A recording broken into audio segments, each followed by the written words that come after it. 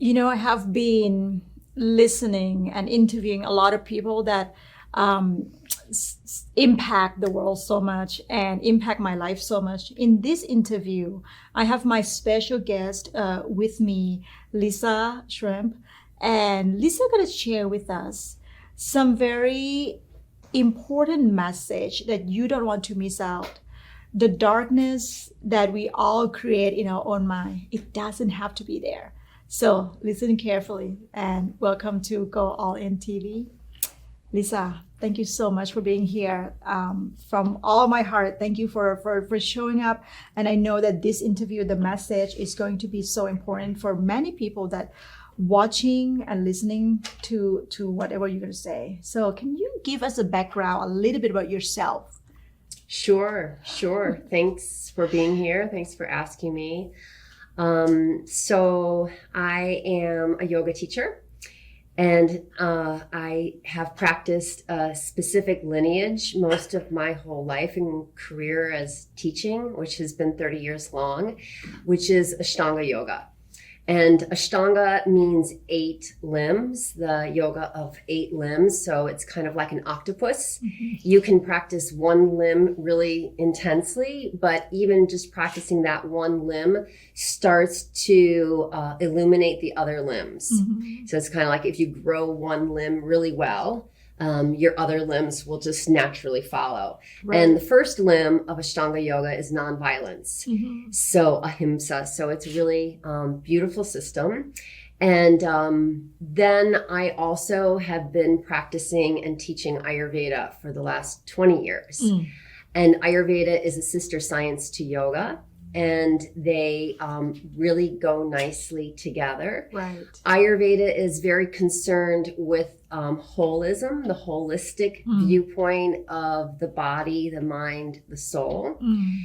And it is using yoga practices as a therapeutic to create a healthy body, a healthy mind, and a healthy spirit, a spirit that we can connect to. Right. So that's what I've been focusing my life on. Mm. And how I got to that place is really my youth, my childhood.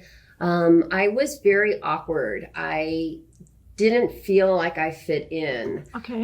There was alcoholism in my family. Okay. And it's not that I didn't feel loved by my parents. I did, but I didn't feel nourished at home. Mm. And I didn't feel particularly good at sports. I didn't feel like I was an academic. Mm.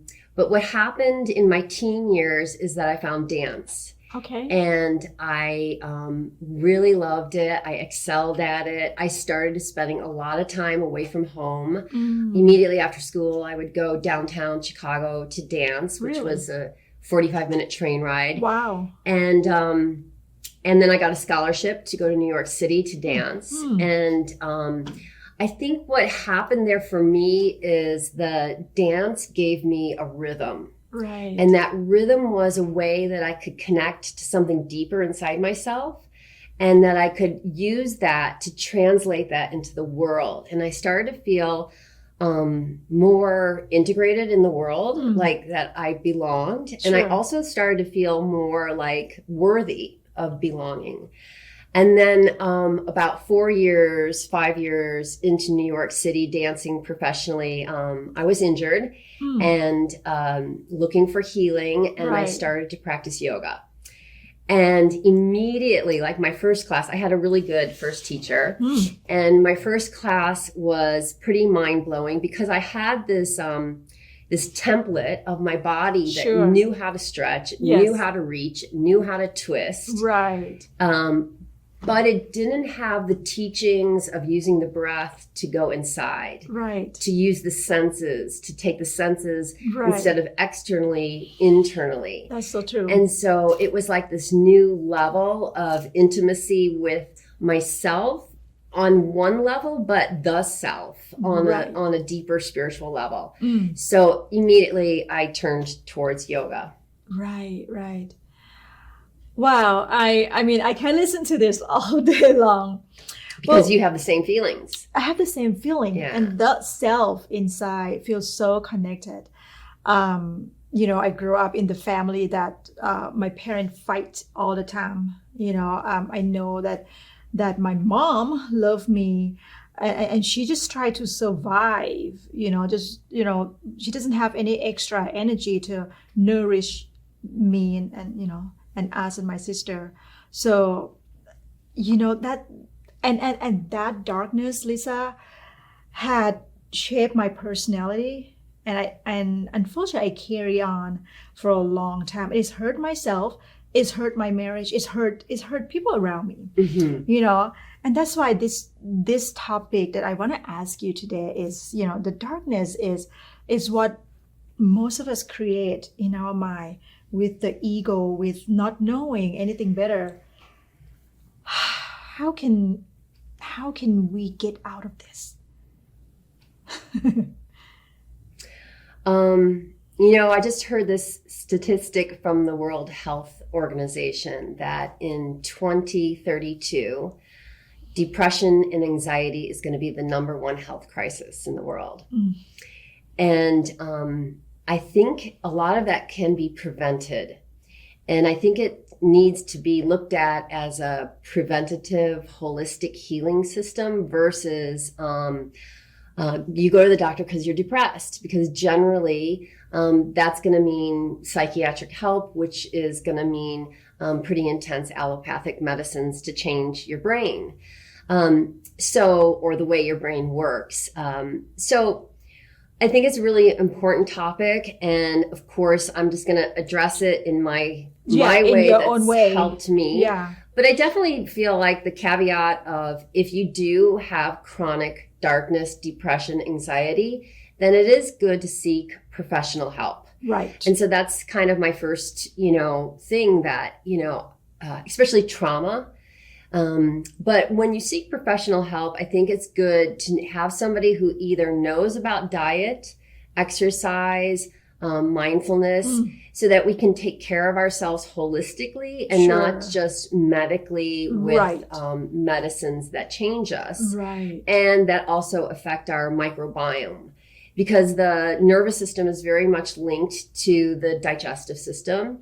And if our digestive system is not strong and able to take in information and food and situations and weather and climate and COVID, then we're going to end up feeling unable to digest the world at large, which is so important.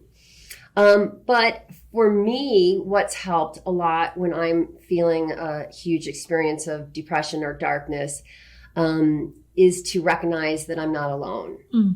That a lot of people do feel this, and to use that as a stimulus to make an effort to care for somebody. Right. To think outside of the I, me, mine. Because if I created this, I can uncreate it.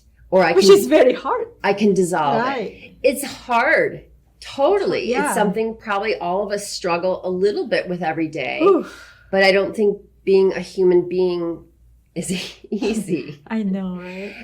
And certainly not a happy, well-adjusted human being. Right. So I think that reaching out of the sense of isolation and reaching towards somebody, at first I said for help, but also to give help, to give care, even if it's just a smile. Right. Like when somebody smiles at me that I don't know, it's like, wow, that is so nice. Right. And to be the person who's smiling, it sets off oxytocin, which is the hormone that we call the hugging hormone. So it's part of the feel-good hormones. Right. So when I smile at somebody who looks a little down, if I'm able to reach them, that turns me on. Right. And so a lot of my life, I felt like the happiest moments were times where I was in a project to benefit somebody or a group of people or animals or the climate.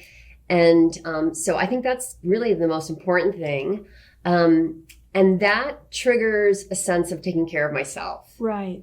Like if I can take care of somebody else, enough times, Sure. maybe that will teach me that I'm worthy and that the karma will come back, boomerang to me, Right. and I'll want to take care of myself, which is so important, self-care and self-compassion. Right, right. And not to give up. And then, and what are those practices? Because self-care really is like a daily practice. Sure. You can't just say, oh, I'm going to love myself today. And that's it. Great, but we need to do that continually, because sometimes when I say I'm going to love myself today, it just doesn't manifest. Right. And so both the care going out towards others stimulates more the ability to, hey, I'm going to shop for some organic food, and I'm going to create something healthy, and I'm going to enjoy it. And hopefully I can share it. Right. And then I think lastly, once you have some discipline in place and you really recognize that it's a physical well-being that you're looking for, a mental well-being, and a spiritual well-being, then I think that darkness is part of Mother Nature. Yeah. You know, the cycle of daytime and nighttime, of summer and of hibernation, of, going and being an achiever and reaching towards the light, and also being able to be nobody, and to just let go of that and let go of getting out, and just getting in.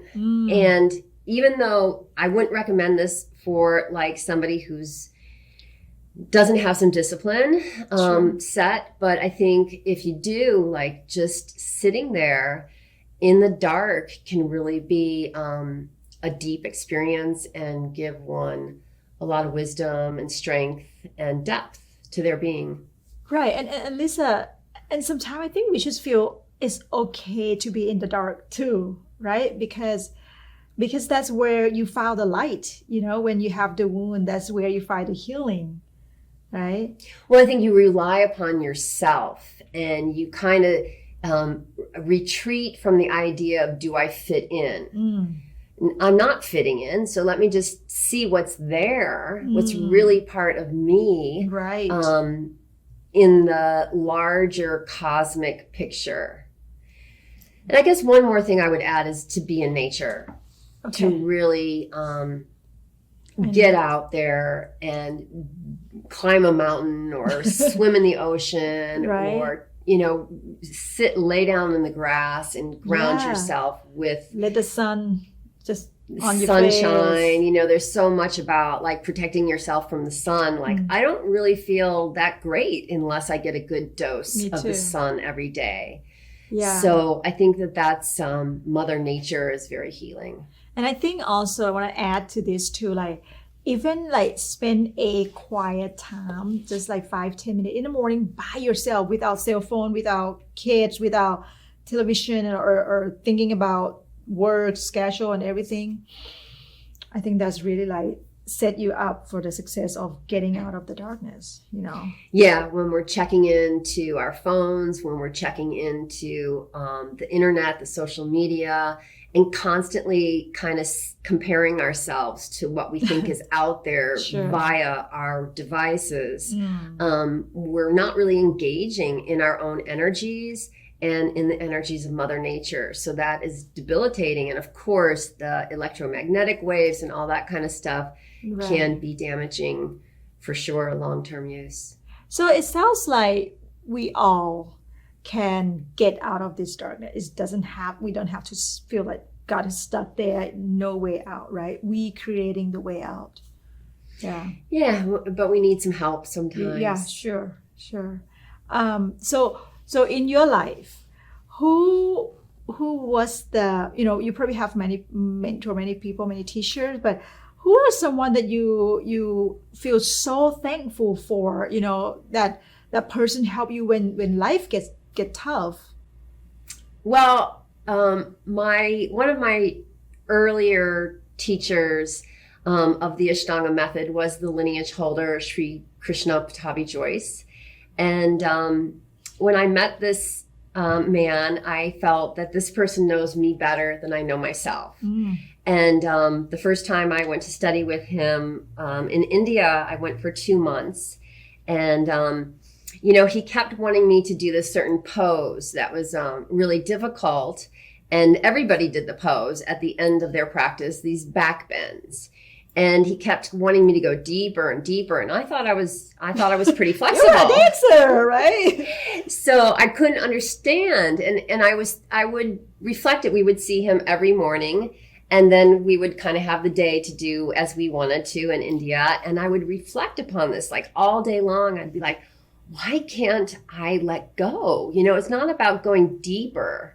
It felt like really about letting go of something, because I would feel my body get a little rigid. And he would say things like, why fearing? With the broken English, right? Why fearing? And I'd want to give him this whole list of why I was so afraid. But I didn't really, and I just kind of thought about it. And towards the end of my time there, that year, he comes up to me to do the back bending, and he kind of holds my waist, and I drop back, and he grabs my hands and he starts walking them up my legs. And, it is a contortionist position that I really don't think is good for your health or your spine. But there was something about faith, commitment, belief in somebody else or something higher that was very good for me. And that fear element, to be able to go beyond fear. And so at this point, this one day, I just left my body. And I was like kind of observing myself, my physical form, I understand with his physical form. And I was like, oh, that's very weird. That's what I kind of thought. And then before you know it, I was back, and he was picking me up, and he was like, very good. And then he gave me like this huge hug. Oh my goodness. And it wasn't that I did the pose right. That's not the important thing in yoga. The important thing is to jump over your fears and to really question, who am I? Like, am I just flesh, bone, blood, pus? Like desire, am I just those things? Or is there something pure or eternal or cosmic about the nature of who I am? So that was a story that I remember and think about, especially when I'm down. Thank you for sharing. Thank you so much. Well, the last question is, what is the new exciting project that you're working on right now, and you want to share with us? Oh, let's see. Well, I'm making my own chai. I've been making chai for a long time for myself and my friends. And for those who don't know, family. chai is? It is a spiced tea, and usually there's a lot of milky substance. I generally use oat milk, and it's extremely delicious. Plus, it's got a nice caffeine kick. It's great for your digestion. There's a lot of digestive spices, which are so important to digest. But that's just kind of like a little entrepreneurial side thing. I'm really excited about trying to have a smaller carbon footprint and trying to think of ways that I can help the climate return to a healthier state. I'm excited about the upcoming election. I want to volunteer to help people vote on the day of the election. And let's see, what else am I excited about? Just life. Even the downs. I think that it's not that I look for them, but I know that they're going to be there. Sure. And I know that it's a kind of exciting thing to see yourself go down and then come back out of it. And it kind of like there's some depth that it gives. Wow. Lisa, you're amazing. Thank you so much. Thank you. Thank you so much for being here and sharing the wonderful message with us. Thank you. Yeah, thank you very much.